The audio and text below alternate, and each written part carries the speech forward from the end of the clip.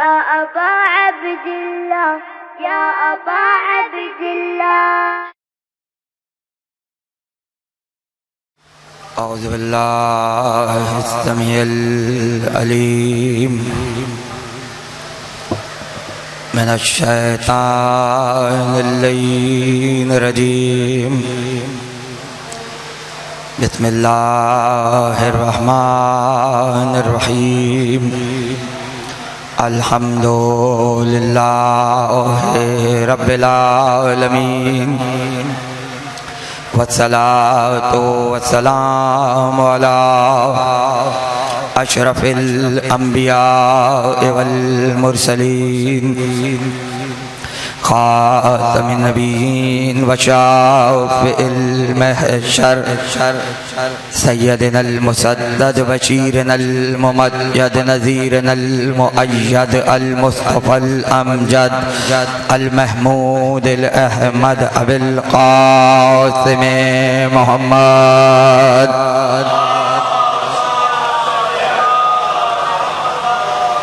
While बैतिहि तय्यबीन अत्ताहिरीन अल-मासूमीन अल-मज़लूमीन अल्लज़ीना अज़हबल्लाहु अन्हुमुर रिज्सा व तह्हरहुम तत्हीरा।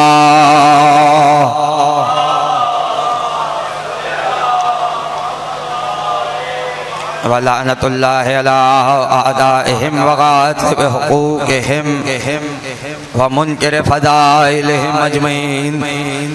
अम्मा बअदु फ़क़द क़ालल्लाहु सुब्हानहु व तआला फ़ी मुहकम किताबिहिल हकीम व क़ौलुहुल हक़। बिस्मिल्लाहिर रहमानिर रहीम। हुवल्लज़ी युसव्विरुकुम फ़िल अरहाम कैफ़ा यशा। सलवात।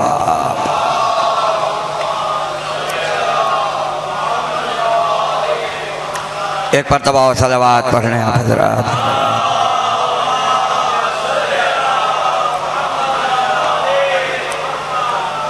सालाना मजलिस अज़ा है और शब-ए अज़ा के तौर पर मुनक्किद की जा रही है। हकीकत ये है कि इबादत का लुत्फ़ आता ही आधी रात को है,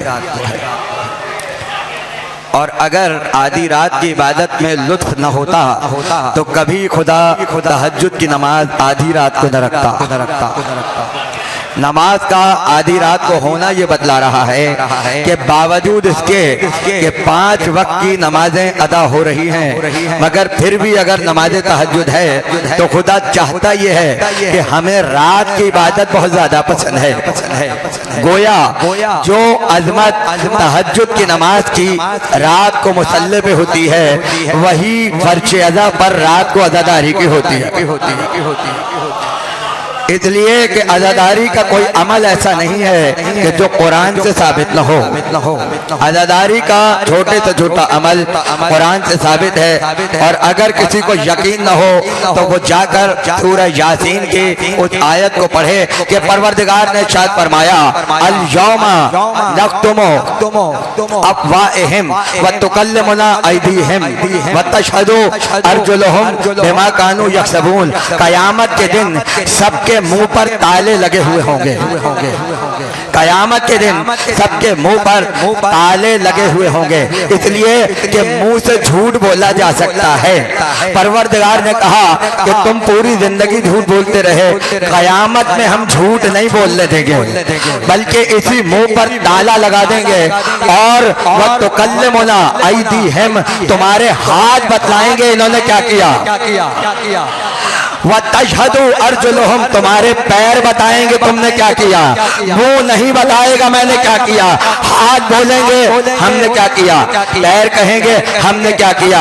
इसी हाथ से अलम उठाते हैं, इसी हाथ से ताबूत उठाते हैं, इसी से ज़ियारत करते हैं, इसी से सबील में पानी पिलाते हैं। अब मुंह कितना बंद हो जाए, कयामत के दिन यही हाथ बताएगा हमने मातम किया है, हमने अज़ादारी की है। ईगो कम करते हैं थोड़ा। कयामत के दिन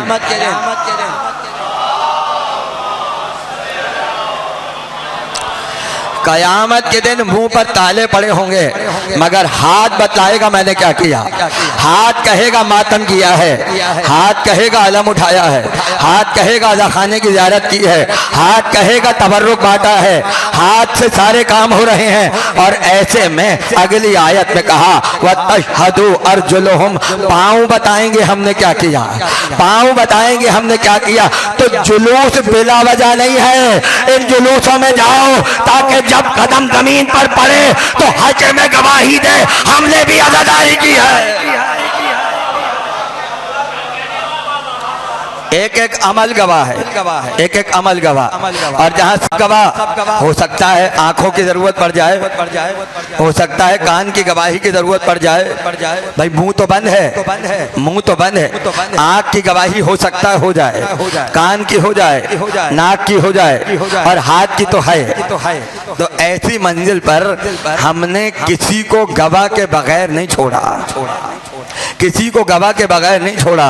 आंख से आंसू बहाए ये आंख की गवाही है, कान से जिक्र सुना ये कान की गवाही है, हाथ से मातम किया ये हाथ की गवाही है, जबान पे जिक्र आया ये जबान की गवाही है।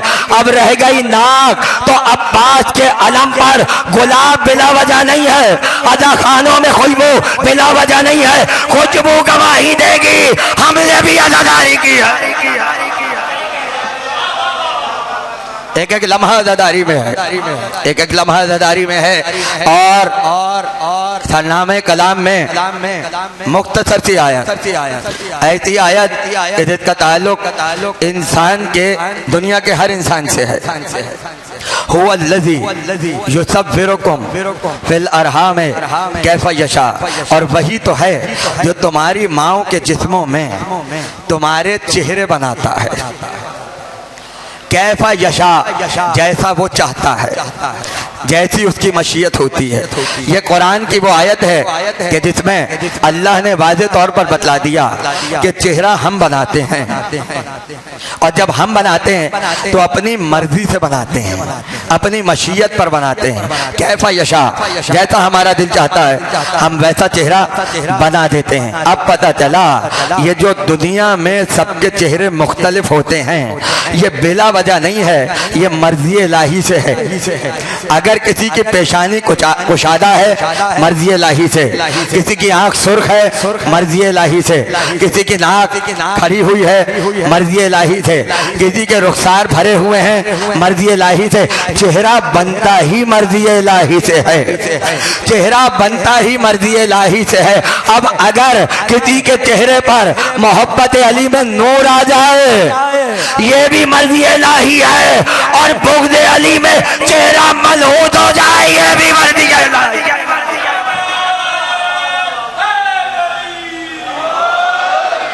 हम चेहरा बनाते हैं, हम तुम्हारे चेहरे बनाते हैं, तुम्हारा इख्तियार नहीं है, तुम्हारी मर्जी नहीं है कि तुम अपनी औलाद के चेहरे कैसे कर दो, तुम्हारी मर्जी नहीं है कि आने वाले बच्चे का चेहरा कैसा हो, इसलिए कि ये हमारी मशीयत है, ये हमारी मशीयत है। आप कहते हैं इंशाअल्लाह, जो खुदा की मशीयत, जो खुदा की मर्जी आपके कंट्रोल में नहीं है, इसलिए अल्लाह ने कह दिया तुम्हारा चेहरा तुम्हारे कंट्रोल में नहीं है। और ये भी नहीं है कि कितनी बेटियां हो जाएं, कितने बेटे हो जाएं, किसी इंसान के इख्तियार में नहीं है कि अपनी मर्जी से बेटियां पैदा करे और अपनी मर्जी से बेटे पैदा करे। खुदा ने कहा ये तो हमारी मर्जी है, जिसको चाहे बेटे दें, जिसको चाहे बेटियां दें, किसी को सिर्फ बेटे दें बेटी ना दें, किसी को सिर्फ बेटी दें बेटे ना दें। और कभी ऐसा हो जाए कि हजारों बेटे हों मगर नस्ल दुनिया में ना फैल सके, और कभी कभी ऐसा हो एक बेटी दे नस्ल कायनात में फैल जाए। ये हमारी मशीयत है, ये हमारी मशीयत है। न तुम अपनी मर्जी से बेटे पैदा कर सकते हो, न तुम अपनी मर्जी से बेटियां पैदा कर सकते हो।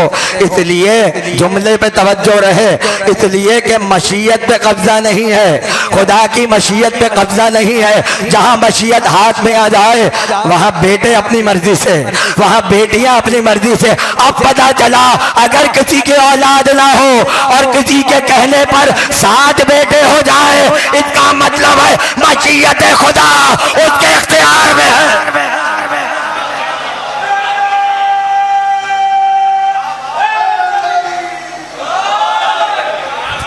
क्या मतलब है कि मशीयत इलाही उसके इख्तियार में है। अल्लाह की मर्जी है, जैसा चेहरा बनाए, जितनी बेटियां दे, जितने बेटे दे, तुम्हारी मर्जी नहीं चलेगी। हम मुसव्विर हैं, हम तस्वीर बनाने वाले हैं, लिहाजा हम तस्वीर बनाकर भेजेंगे। और फिर ये भी जरूरी नहीं है कि बेटा बिल्कुल बाप जैसा हो जाए। भाई अक्सर आपने देखा होगा ये बड़े बड़े शायर होते हैं, लेकिन जरूरी नहीं है कि बेटा भी शायर हो। बड़े बड़े उलमा होते हैं, जरूरी नहीं है कि बेटा भी उतना बड़ा आलिम हो। गालिब का बेटा गालिब हो ये जरूरी नहीं है। इकबाल का बेटा इकबाल हो ये ज़रूरी नहीं है। अरस्तू का बेटा अरस्तू हो ये ज़रूरी नहीं है, इसलिए कि आपका इख्तियारी नहीं है। अगर इख्तियार हो जाए तो हर इंसान अपनी मर्जी से बेटे बनाए और अपनी मर्जी से अपने जैसा बना ले। ये खुदा का कमाल है। शायर का बेटा शायर नहीं होता, आलिम का आलिम नहीं होता, फलसफी का फलसफी नहीं होता। अबू तालिब के यहाँ 12 के 12 एक जैसे बना के दिखा दिए। ऐसा मुसव्विर ये बनाने पर आए तो एक साथ बना दे। अच्छा भाई, कभी कभी ऐसा होता है कि एक जैसा होना कमाल होता है और कभी कभी एक जैसा ना होना कमाल होता है। ये दोनों चीजें अपनी जगह। किसी मुसव्विर के पास जाइए और जाकर कहें कि ऐसी तस्वीर बना दो, बना देगा। अगर जरा भी रद्दो बदल हुई तो मुसव्विर तो है मगर फन का हक अदा नहीं होगा। एक जैसा होना जरूरी है। और कभी कभी ऐसा होता है कि आप कोई तस्वीर दें और देकर कहें कि भाई असल तस्वीर में तो सियाह लिबास पहना है, आप लाल कुर्ता बना दीजिए, कपड़े का रंग बदल दें, बालों का रंग बदल दें, आंखों का रंग बदल दें। तो अब अगर वो ना बदले तो ये फन की खामी है। यानी कभी कभी एक जैसा होना कमाल होता है और कभी कभी मुख्तलिफ होना कमाल होता है। अल्लाह ने अपनी कुदरत दोनों जगह दिखा दी कि मुख्तलिफ बनाना भी कमाल है, एक जैसा बनाना भी कमाल है। मुख्तलिफ बनाने पर आए तो कायनात में कोई किसी के जैसा नहीं होता, और एक जैसा बनाने पर आए तो 14 के 14 एक जैसा बना दिया। भाई ना नारे की आवाज आ रही है और ना दुरूद की आवाज आ रही है।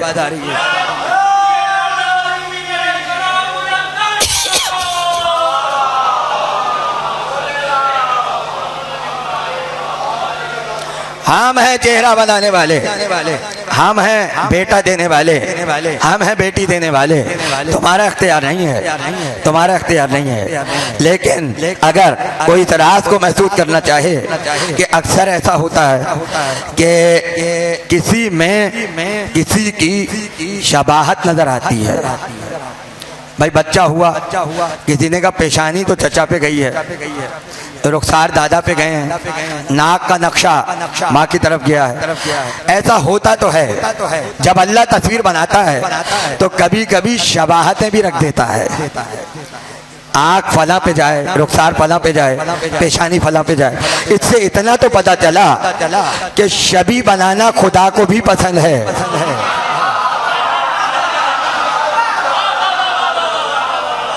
भाई उसने चाहा कि एक आदमी मैंने बनाया, उसके यहाँ बेटा पैदा हुआ, हल्की सी शबाहत आ जाए, माँ की शबाहत आ जाए, चचा की शबाहत आ जाए, तो शबाहत ही तो शबी है, यानी हल्का सा अक्स नजर आ जाए।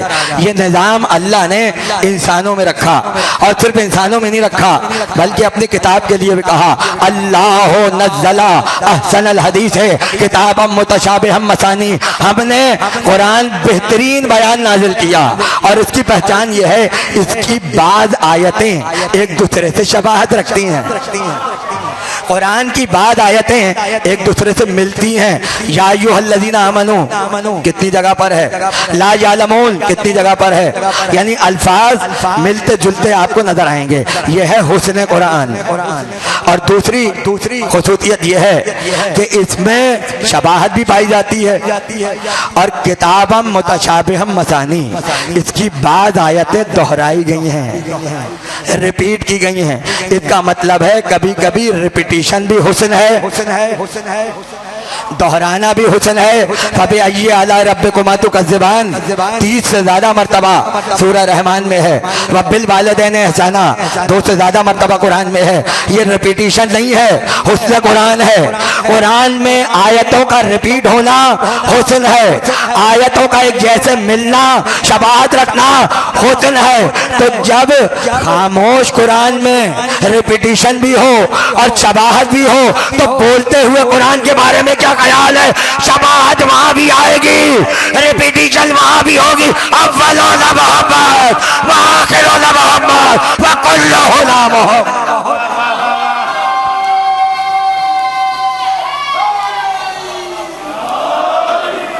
शबाहत है, शबाहत। तो बाप की शबाहत आई, दादा की आई, ननियाल की आई, ददियाल की आई। वजह तो कोई बताए? नहीं बता सकता।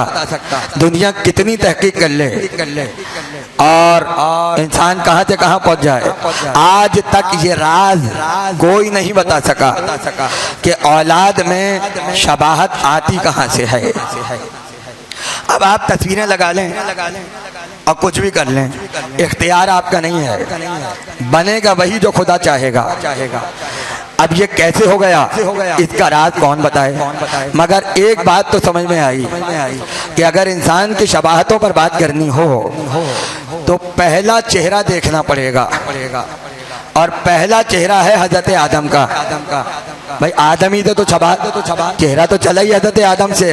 कायनात में पहला चेहरा हजरत आदम का बनाया गया। अब इंसान में शबाहत कैसे आती है, ये या तो वो बता सकता है जो आदम को बना रहा था। जितने नाक बनाई होगी, जितने कान बनाए होंगे, जितने आंखें बनाई होंगी, वही तो बता सकता है कि औलाद में शबाहत आती कैसे है। या वो बता सकता है जितने बनाया तो ना हो, बनता हुआ देख रहा हो। इमाम जाफर सादिक सल्लल्लाहु अलैहि वसल्लम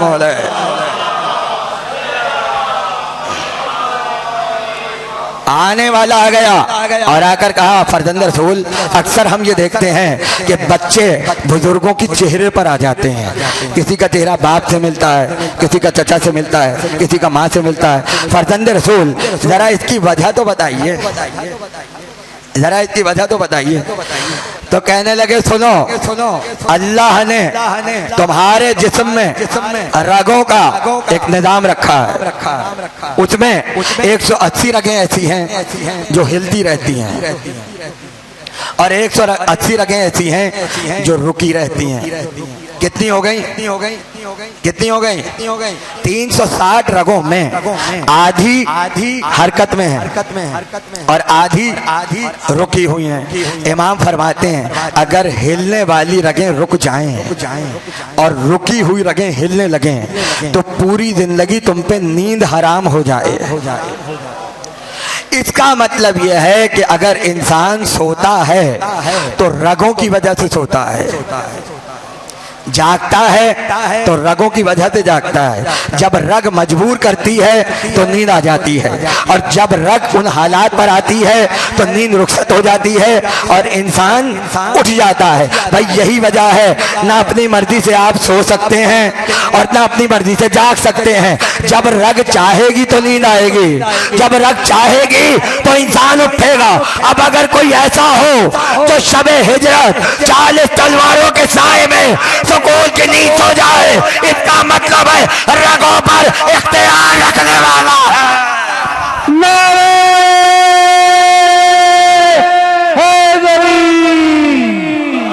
बाबा ज़बरान नारे सलवात।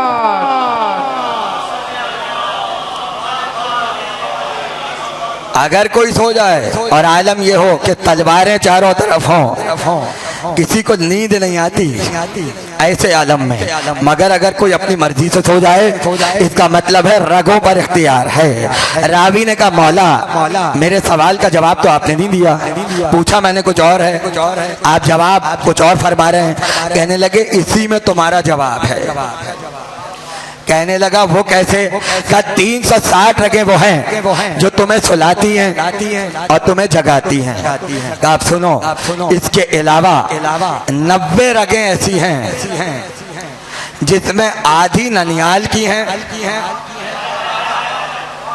और आधी ददियाल की हैं। हैरान हो गया का मौला क्या मतलब? का 45 रगें वो हैं जिनका ताल्लुक ददियाल से, और हर रिश्ते की एक रग मौजूद। चचा की रग, ताया की रग, दादा की रग, परदादा की रग। अब ददियाल में जितने रिश्ते हो सकते हैं बाप की तरफ से, एक एक रिश्ते की एक एक रग तुम्हारे जिस्म में मौजूद है, और आधी ननियाल की। अब ननियाल के रिश्ते कितने? अच्छा, ये भी एक मौजू है। आपको मालूम है पूरे रिश्ते कितने हैं इंसानों के? जो आदमी बनाता है शादी के बाद, शादी से पहले 58 रिश्ते हैं। 58 दूर के भी और करीब के भी। कैसे बनते हैं? उसके लिए 2 बेटे होना चाहिए और 2 बेटियां होनी चाहिए। अब आप पूछेंगे वो कैसे?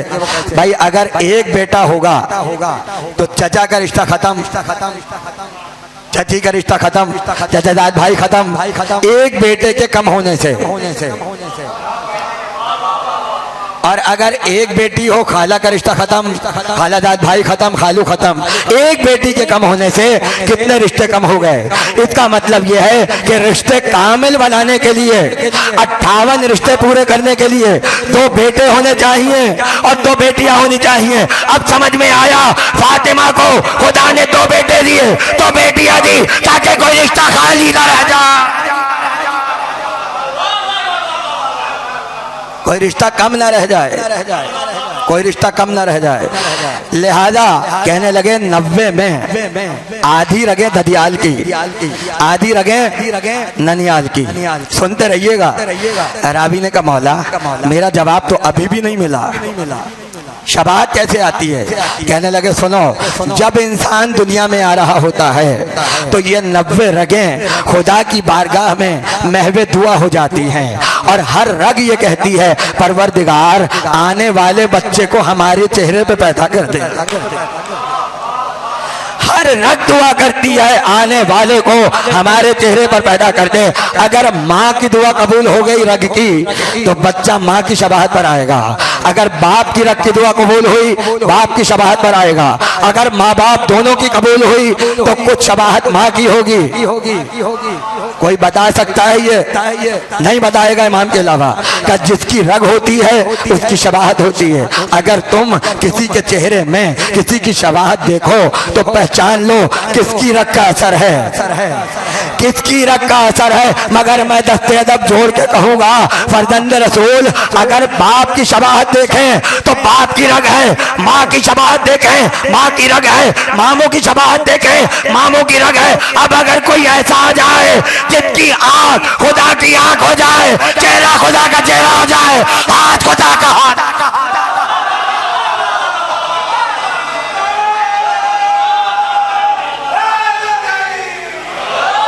भाई जुमला दाया न जाए। जिसकी रग होती है उसकी शबाहत आती है। अली की आंख ऐनुल्लाह, अली की ज़बान लिसानुल्लाह, अली का चेहरा वजहुल्लाह। अब ये मत देखो कि बाप ने कलमा पढ़ा है या नहीं, बल्कि ये देखो अबू तालिब में रगे तौहीद कहां पर है।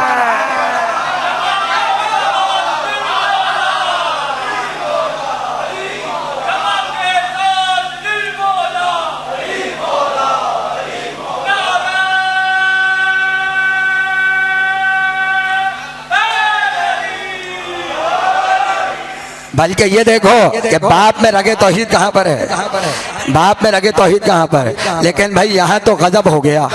और गजब क्या हुआ? गजब ये हुआ कि जिसकी शबाहत होगी उसी की रग का असर होगा। अब आलम यह है कि नुसैरी देखें तो खुदा मालूम हो, और चादर ओढ़ लें तो शबे हिजरत मुनाफिकों को नबी मालूम हो। हम तो समझ रहे थे कि सिर्फ रगे तौहीद का असर है, अली में रगे नबूवत का भी असर है। भाई खैर पूरी नारा तो लगा दें। नारे हैदरी,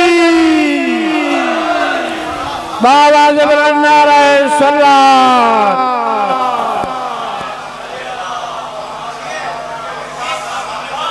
यहाँ तौहीद की शबाहत भी है और नबूवत की शबाहत भी है। अच्छा, बहुत कम हजरात ये बात जानते होंगे कि बनी हाशिम में शबीह रसूल बहुत ज्यादा थे, लेकिन तज़किरा नहीं होता। सबसे पहले हजरत अब्दुल मुत्तलिब के पोते, अब नाम ऐसा है कि पूरे शजरे के साथ नाम लूंगा ताकि पूरा नाम आप तक पहुंचे। अबू सुफियान इब्ने हारिस इब्ने अब्दुल मुत्तलिब।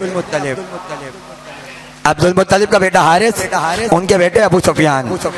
कहते ये हैं कि इनमें रसूल की शबाहत थी, इनमें रसूल की शबाहत थी और जंगे हुनैन में आगे आगे थे। ये दूसरे अबू सुफियान है। अब क्या हुआ? अब जब बनु मैया ने साजिशें शुरू की तो उम्मे लैला को बनु मैया का रिश्तेदार जाहिर करने की कोशिश की और साजिश क्या की कि उम्मे लैला की माँ मैमूना बिनते अबू सुफियान थी। तो भाई हुआ करें, ये तो बताओ अबू सुफियान कौन सा है,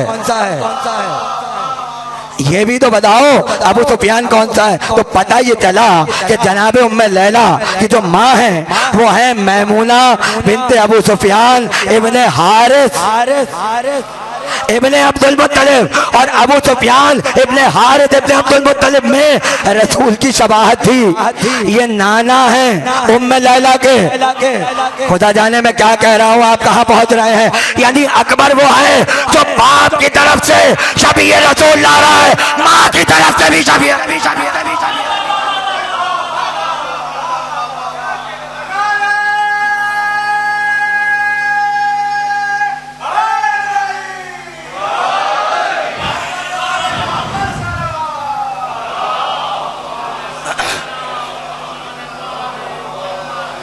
तो जनाब ये शबीह रसूल।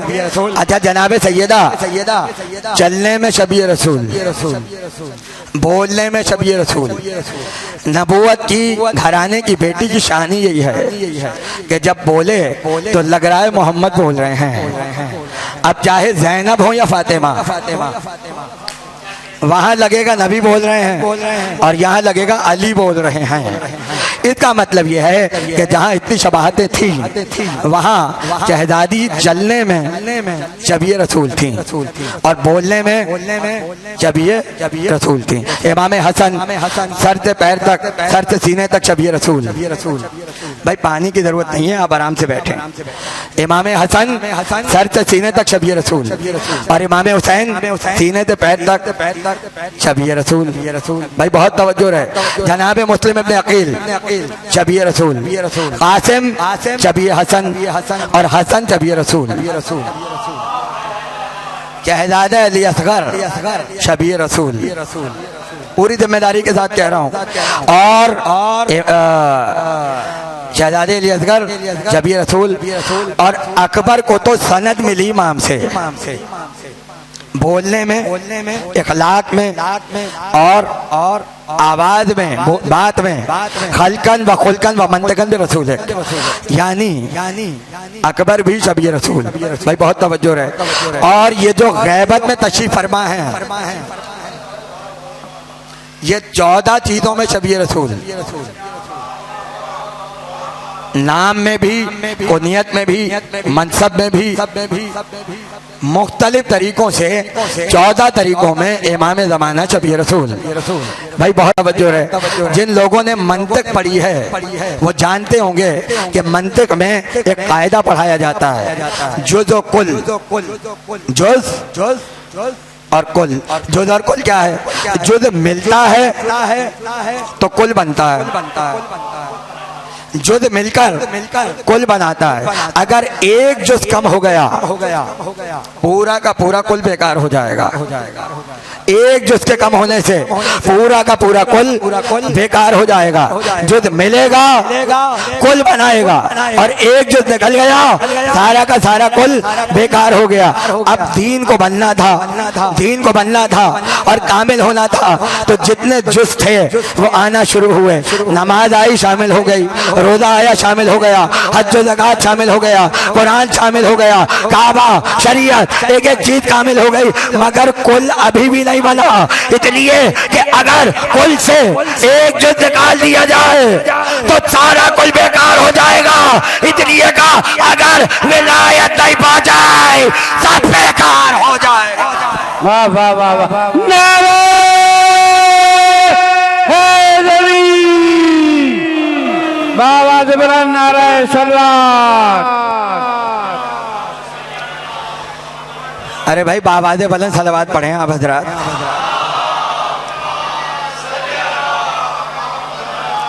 अभी भी बाबा से बुलंद दुरूद नहीं है।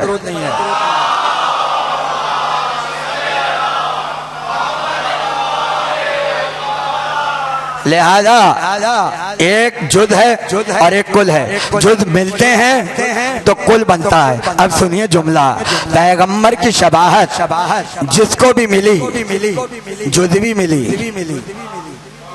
जुद भी मिली। कोई बोलने में शबी, कोई चलने में शबी, कोई चेहरे में शबी, कोई सर से सीने तक शबी, कोई सीने से पैर तक शबी।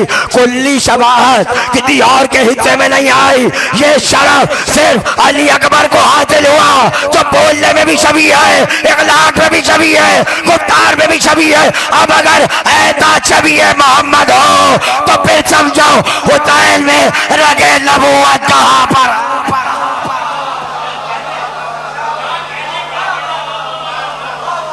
फिर देखो हुसैन में रगे नबूवत कहाँ पर है। और आलम यह है, अब तकरीर आगे बढ़ा रहा हूँ, वक्त ज़्यादा नहीं है इसलिए कि वक्त हो गया। पूरी रात अंजुमन मातम करेंगी, बस चंद जुमले हैं और तकरीर हो गई। अली वो कि चादर ओढ़ के सोए तो नबी लगे, चादर ओढ़ के सोए तो नबी लगे। और अब्बास नकाब डाल के आ जाएं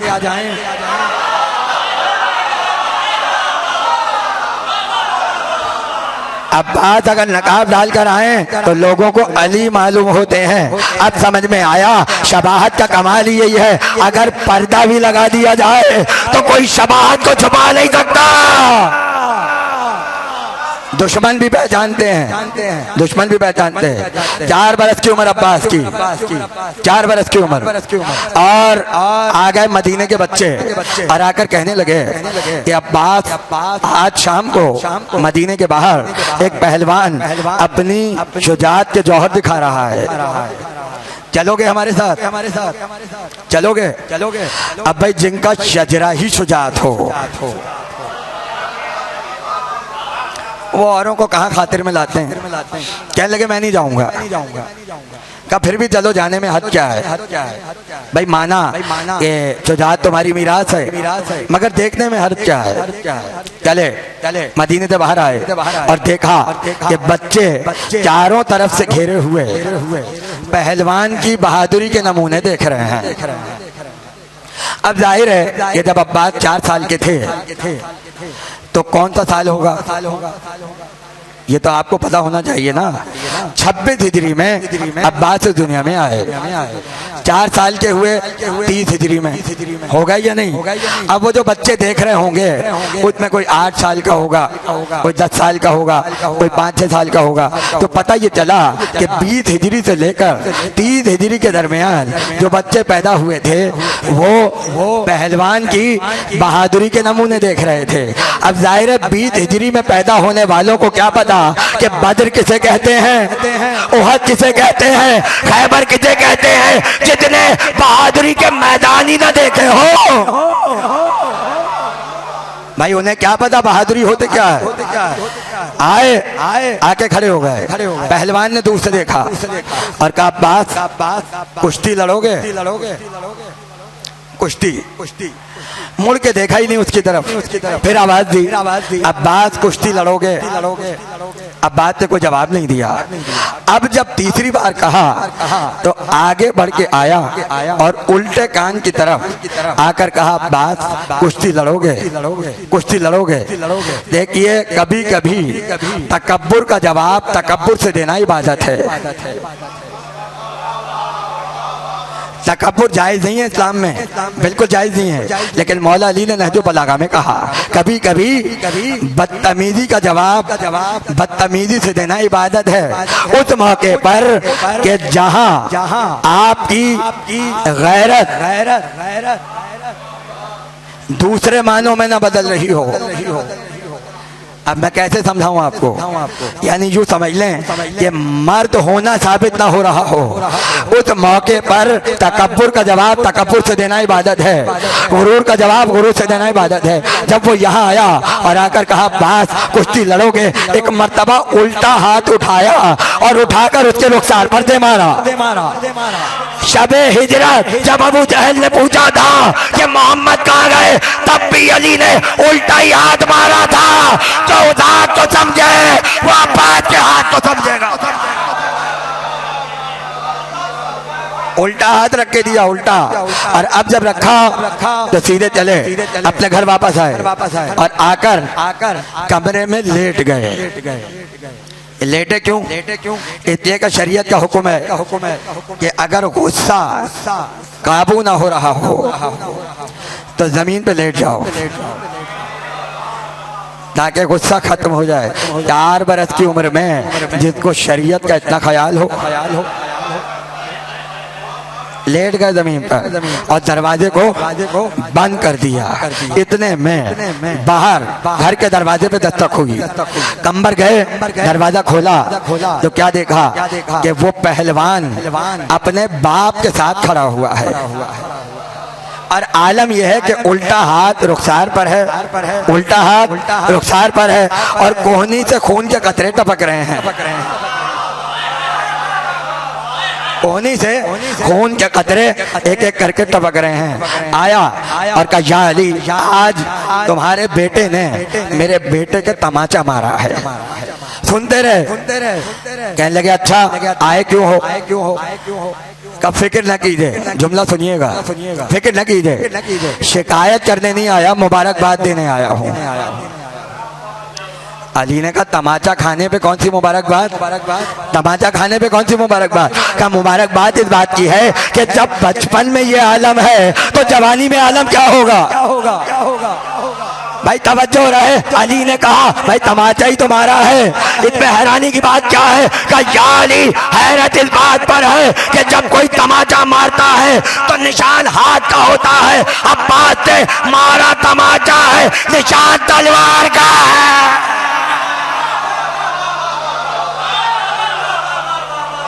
निशान तलवार का है और जख्म रुखसार पे तलवार का लगा हुआ है। अरे जिसके हाथ ही तलवार हो, जिसके हाथ ही तलवार का काम कर रहे हो, कंबर जाओ और जाकर अब्बास को बुला के लाओ। कंबर गए, अब्बास को बुला के लाए। आए, चेहरे को देखा, कहा, तुमने मारा है तमाचा? कहा, हाँ बाबा मैंने मारा है। वजह आप ही तो कहते हैं तकब्बुर का जवाब तकब्बुर से देना इबादत है। का बात शिकायत करने नहीं आया, मुबारकबाद देने आया है। और अगर दुश्मन होता तो कभी हमारे घर ना आता, क्योंकि चाहने वाला है और हमारी बहादुरी की कदर करता है, इसलिए मुबारकबाद देने के लिए आया है। अब जब आ गया है तो खाली हाथ तो जाने नहीं देंगे। भाई तवज्जो रहे। भाई हम और आप कम से कम अखलाकी तौर पर इस मंजिल पर तो हैं कि अगर इस तरह का कोई मेहमान आ जाए तो बगैर पूछे, बगैर कुछ खिलाए पिलाए या तोहफा दिए हुए अपने घर से जाने नहीं देंगे। वो तो अली इब्ने अबी तालिब था, वो तो अबू तालिब का बेटा था। का अब्बास ये आ गया, अब इसको खाली हाथ नहीं जाने देंगे। का बाबा करना क्या है? का ये बताओ तमाचा कौन से हाथ से मारा था? का उल्टे हाथ से। का अब सीधा हाथ इसके रुखसार पे फेर दो। और इन्हीं फरमा रहे आप मैं क्या कह रहा हूँ का सीधा हाथ इनके रुखसार पर फेरो। अब्बास से हाथ फेरना शुरू किया, इधर हाथ फेरा, जख्म खत्म होना शुरू हो गया।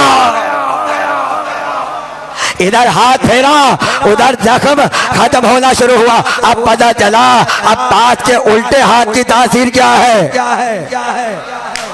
और सीधे हाथ की तासीर क्या है। उल्टे हाथ में जलाल है, सीधे हाथ में जमाल है, एक हाथ में अता है, एक में कहरे लाही है। अगर हुसैन के अज़ादार बनकर आओगे तो अब्बास बाबुल हवाइज बन जाएंगे, और अगर यजीद के हिमायती बनकर आओगे